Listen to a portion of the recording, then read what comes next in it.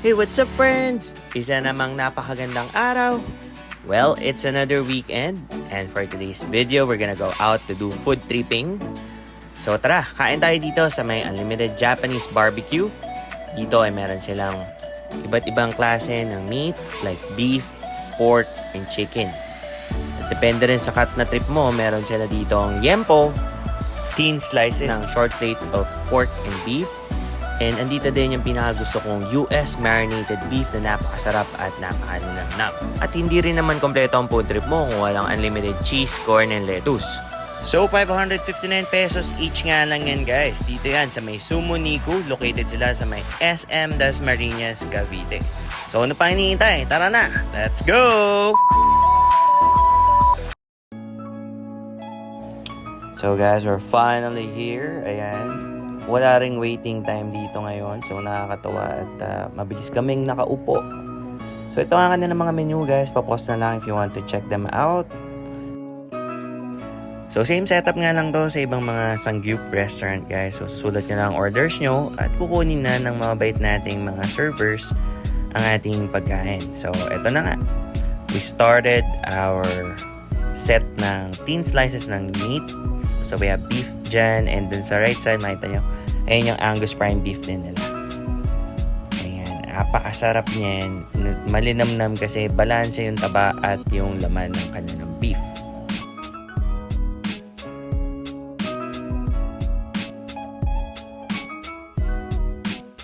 At ayan na nga, sinawsawan pa ng cheese. O, diba? Thank you Lord. At yan guys, shoutout kay Mrs. Palagi natin ka-date yan, of course. So ito na nga guys, so yan yung halo ko ngayon. Yan yung sinasabi ko kanina na US marinated beef.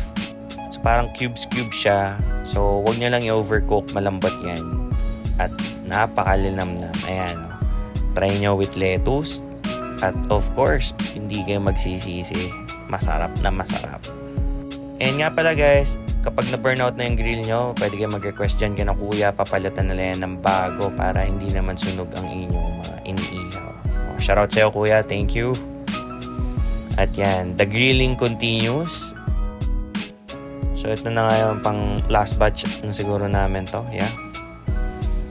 At yung liempo dyan guys, ayan, masarap yan, tostahin nyo lang at isawsaw nyo sa kanilang suka, yum na yum talaga.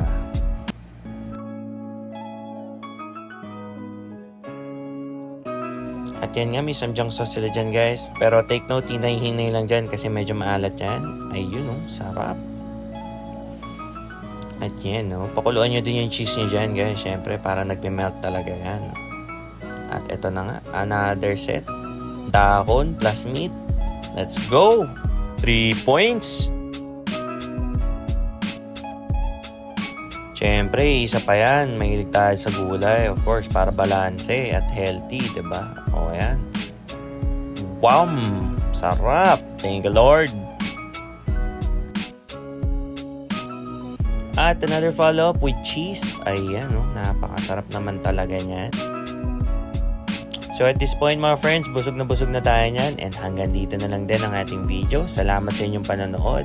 We'll see you again next time. Peace!